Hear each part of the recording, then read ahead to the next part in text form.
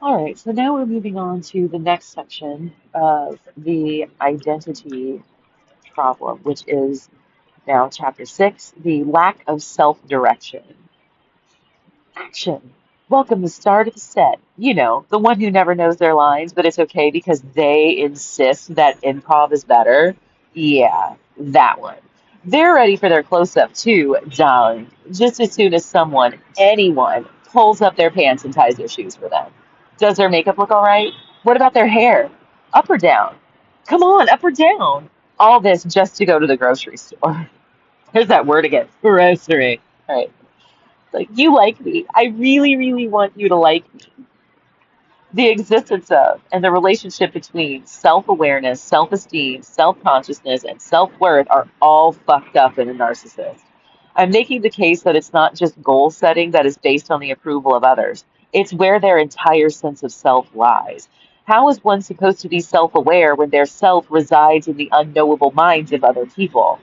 Usually, when one uses the term self-consciousness, they are describing feeling socially awkward, as if others are scrutinizing them about something that they are themselves preoccupied with, such as their freckles or crooked teeth or that zit that literally no one else can see, but they know it's there and it's as big as a grapefruit.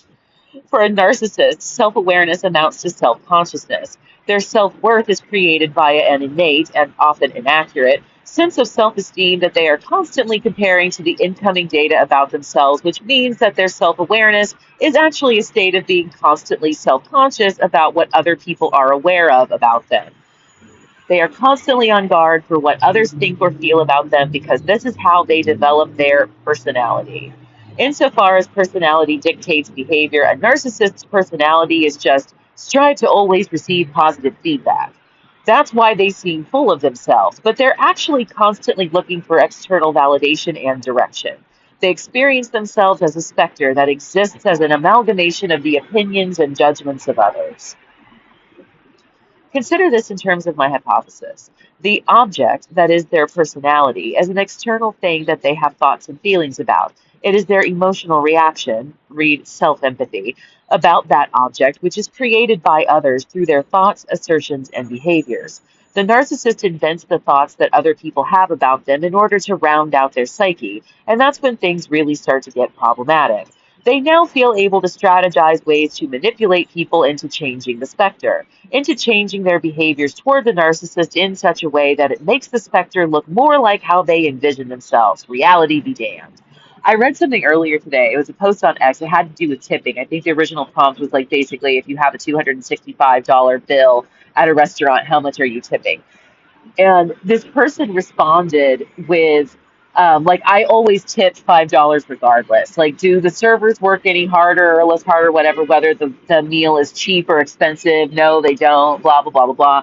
And then they went on to basically theorize that servers, therefore, like, if everybody was just tipping $5 and a server has 7 tables an hour, they're making $35 an hour, and that's a hell of a lot of money. And so, like, that's like $5 is sufficient enough for people to be tipping. And so I commented and I'm like, wow, so you created a hypothetical scenario in your head that you're now holding across all instances everywhere, and you profess to actually engage with the external world and behave as though your fantasy is reality. And with the balls to say this out loud in writing in public. There's a word for that. Grandiose delusion. Okay, that's basically exactly what I'm talking about here. The narcissist has an idea of themselves in their head and they attempt to show that to everybody else. And then what they hope is to receive feedback that is like looking in a mirror and them seeing what they expect to see. Problems arise when they don't see what they expect to see, which is basically all the fucking time because other people can't read their minds and they don't give a shit. What's that saying about like you shouldn't tell other people your problems because 80% of people don't give a fuck and the other 20 people are happy you have problems? Like, it's just, why would any other person, right? So here's where you get the arrogance aspect, right? Why would any other people care this much about you to ensure that they're constantly stroking your fantasized ego? This is why we perceive them in this way, because that's what they actually look like. Say a narcissist is $500 short of buying into a spring break trip with a group at college. They decide to go to the mall on the weekend to solicit donations to a soup kitchen. They hustle up the money but tell everyone that they put up an ad for window washing and helped a bunch of little old ladies get a better view of their driveways. The narcissist will know that they defrauded a bunch of people outside of the gap. But as long as people believe they're Mr. Clean, they'll feel amazing about themselves. When the one guy who knows the truth tells everyone what they really did, the narcissist will have no idea why no one will lend them $20 by the end of the week. They may suspect that people know the truth, but until someone calls them out, they know well enough to just keep their own mouth shut. Another anomaly that arises from this is narcissists' contradictory behavior that lacks any evidence of cognitive dissonance. It goes beyond being a hypocrite. That's a do as I say, not as I do sort of situation. There will be times that a narcissist will profess a belief in one thing to one group of people, then pedal in the opposite direction when the opposite opinion will garner them adoration from another group. This splitting personality is not only something that is readily observable to others. The narcissist will brag about their social fluidity, despite the fact that this is not a desirable trait to most people. The goal is to have as many desirable specters floating around at all times. But just like the Ghostbusters can't cross the streams, a narcissist can never let their teams meet. Admittedly, this is an unsavory example, but just go with it because it's easy. Like I said, like it's just easy, so just go with it, okay? Imagine a person who spends a lot of time at the gym and has an amazing physique, but the most inhumanly ugly, only a mother could love face you can imagine. They are also a sought after fashion photographer. They have one circle of friends at the gym and another that's a group of models they photograph for editorial spreads in high fashion magazines. Sorry, Adonises and Aphrodites, you will never meet, not if the Minotaur can help it.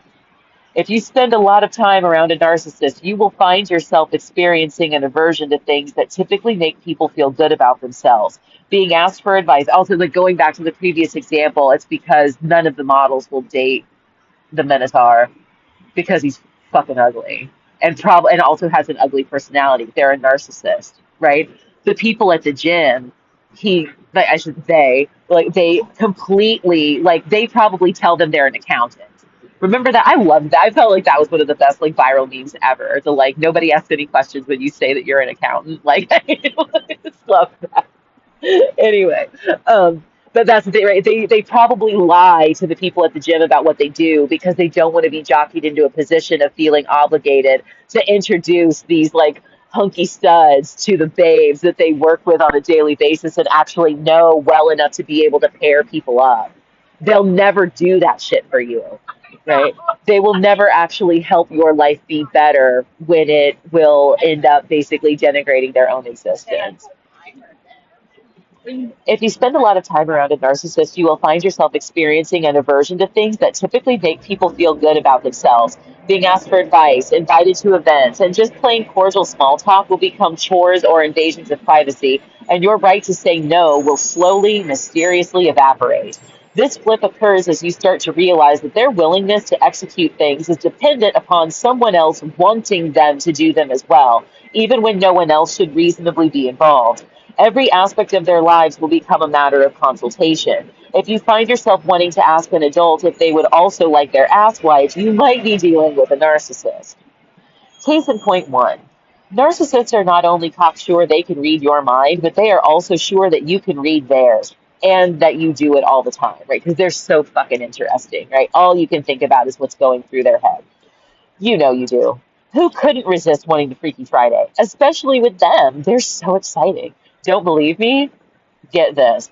So allegedly her mom was involved in canine husbandry. No, not dog weddings, the actual creation of breeds of dogs, operating a kennel and occasionally traveling to judge dog shows. Allegedly, and I don't have any reason not to believe this other than the fact of like that a lot of my own life just seems fabricated as fuck.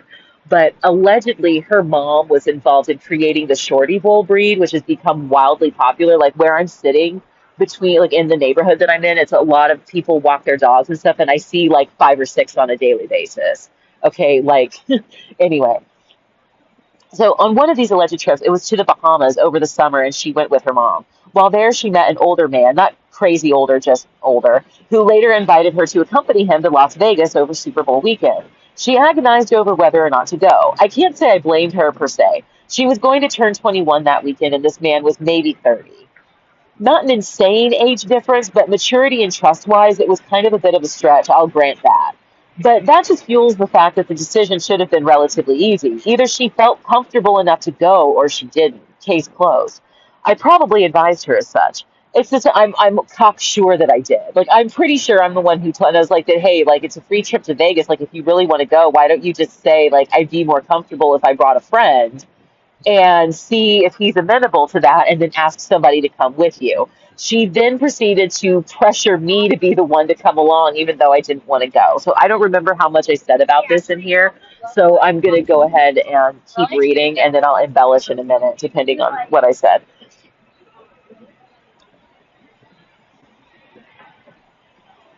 It's the sort of situation that if your gut is even giving you pause, then you probably shouldn't do it. But she kept beating the dead horse. Eventually, she started asking me to go with them as some sort of safety net. I didn't want to go. Before I get into that half of the story, though, what's important for now is the conversation I both overheard her have with her mom about this and then had to sit through a vent session about. You know how people will ask, if you were me, what would you do? Meaning that if they were in that situation, what would they do? She asked her mom this, and allegedly her mom said that she would go. She then went into painful detail, both with her mom and with me later, about how she wanted her mom to actually pretend to be her, then make the decision. She quite literally wanted someone to immerse themselves in like the idea of being her. I'm going to add that here. The idea of being her in order to decide for her. One more time for the people in the cheap seats. She wanted someone to actually pretend to be her so they could tell her what to do. But when everyone was telling her to go, she didn't want to listen.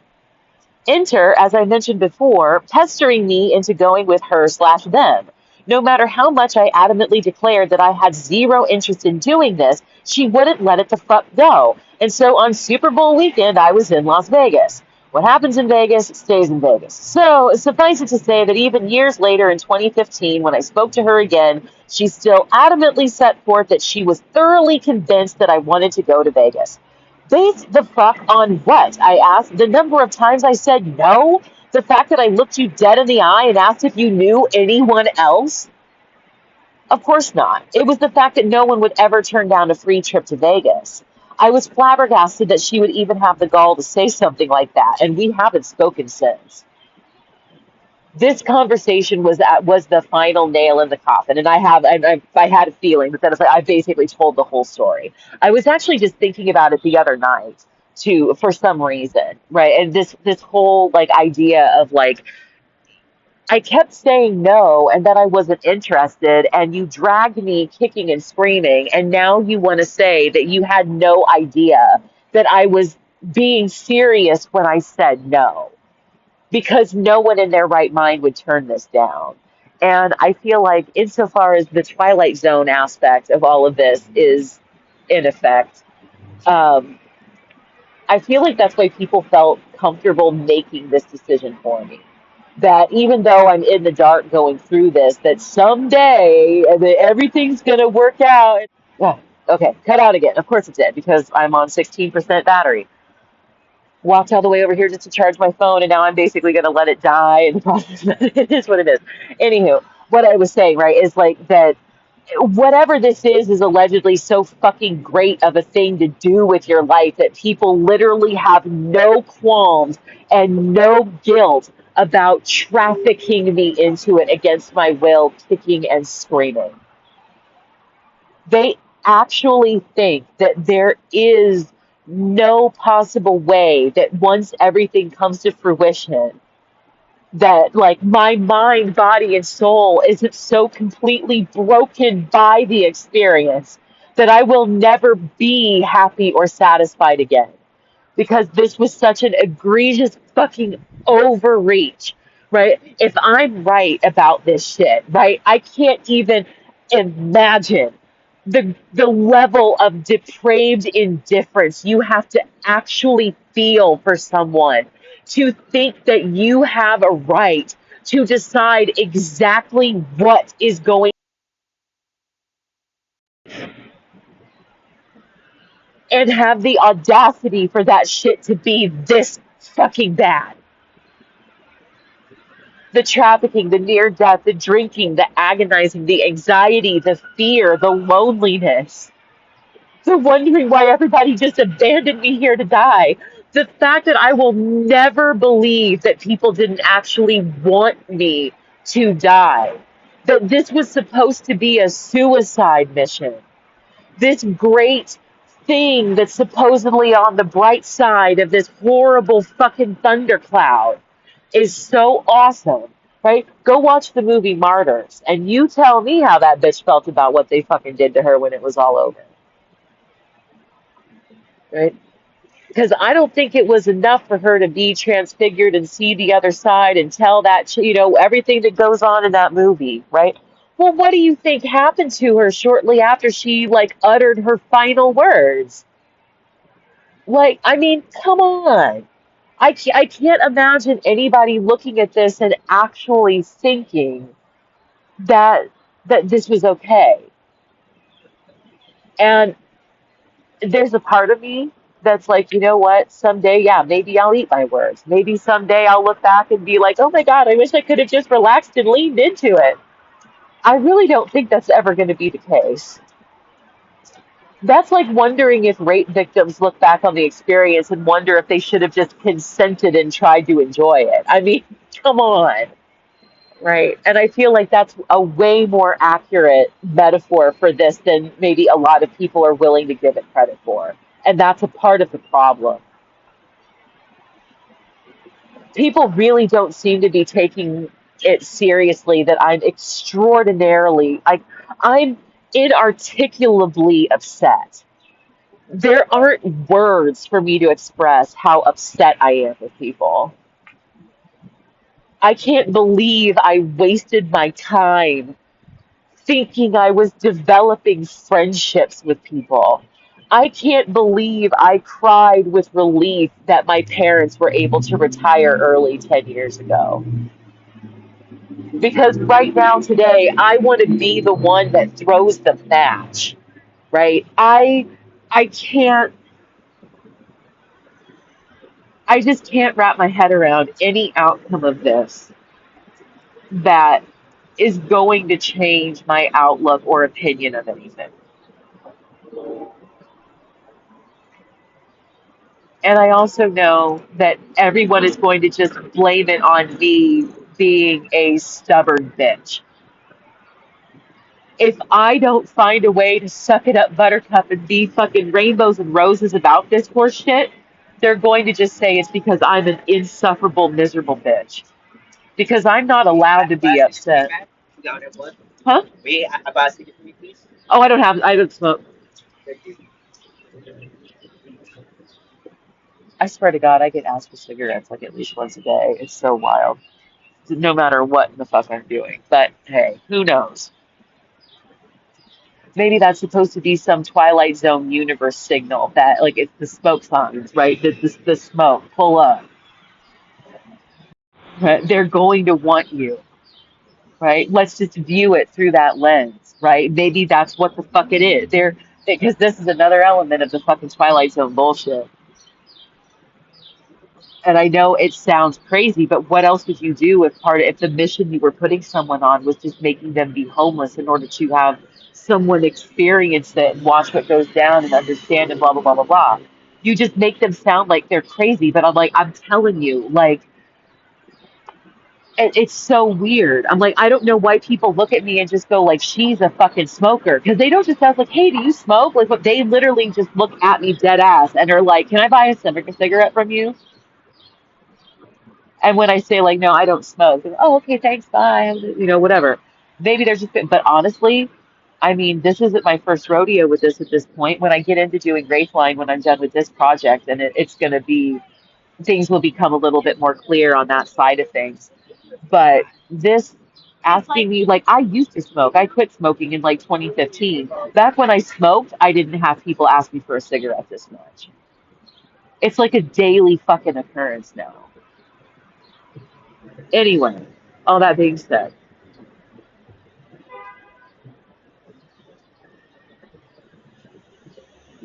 crazy, but I know I'm seeing things that I can't see because I don't have my glasses. And for a second there, I thought this guy actually had a Kansas State University sweatshirt on too, and I was like, see, look, I can't fucking handle my life. This shit is wild and crazy, but it's not. Anyway, but I wouldn't be surprised. Like, that's exactly the sort of shit that happens to me. Like, the other day at the bus stop, like, I could even go into my photos right now and show you. Why the hell not, right? I don't care. I don't have anything to hide.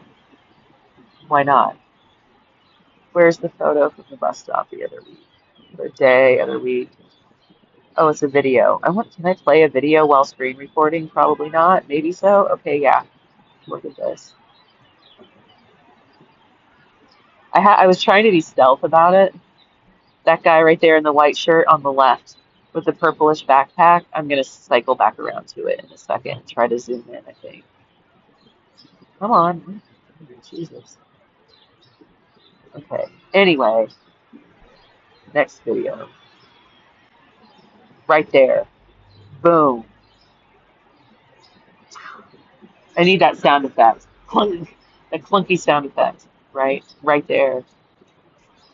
It just appears. Like it's all over the fucking island. Like, who knew there were so many K-State fans in fucking Honolulu? I was walking down King Street one day wearing a K-State sweatshirt and somebody hung out the window of their van honking and yelling, "Go Wildcats!" Like, what the fuck? Now, granted, there are like a shit ton of us here. There's a whole group. Um, but still, I mean, it's just, it's wild. Okay, anyway, back to this after that tangential rant. Anyway, that's one of the triggering aspects of this, right? Is when she said that to me about I was convinced you wanted to come along to Vegas because who turns down a free trip to Vegas? And do you not understand what like not actually good company you make, right? And I mean, and the thing is like maybe if somebody had put her up to it, because I know before I've said that like I think she stole my identity for the casino twice, whatever, blah blah blah blah blah. But let's just say, for the sake of argument, that through the course of this, whoever's doing this has actually been paying people off to be my friend and telling them what to do. They're under the mistaken impression that I understand what's going on. And so, from her perspective, I'm supposed to want to be around the person that they're paying to be around. You know what I mean? So, like, this idea of, like, I don't actually like spending time with you. Oh my goodness. Okay. I got to get through this. But anyway, you get the gist. I honestly don't think I've ever been so disgusted at someone's utter lack of social sense. For the next 5 years, I had to endure people calling him my other half and honey and referring to us as kissing and making up when I was clearly pissed at him. This girlfriend bullshit put an astonishingly effective spell on everyone. One woman even ran into me in the grocery store, yes, that one, and introduced me to her daughter as his wife. I have never actually wanted to slap someone across the face in public, but this was at about the 4 year mark, and I was utterly over it. I spoke with such vitriol it chilled the air around us. I am not his wife. She walked it back and referred to me as his caregiver. She had an odd demeanor about it, though, as if maybe she thought that the idea he and I were romantically involved was some sort of inside joke. There aren't enough winks in the world to make this funny. Right. So I could kind of give her that benefit of the doubt, right? Where that it's like she knows I'm not like she's thinking it's like a wink, wink, oh, this is this silly joke. Like this is the woman that dude keeps trying to convince everybody is his significant other. I don't find this shit funny, right? And I think that it falls in line with a lot of the rest that I've been saying here. That like I do not share the sentiment of everyone else around me that seems to be involved. But damn it, I've had about enough of this, so that's going to be it for now anyway. But like I said, all I was saying is I don't share these same jovial sentiments about this shit as everybody else does. And I really wish people could get that through their fucking heads. Because it really seems like what's going on here is these people are so glad and excited to be a part of whatever the fuck this is that how I feel about it literally doesn't matter to people. It's the most dehumanizing.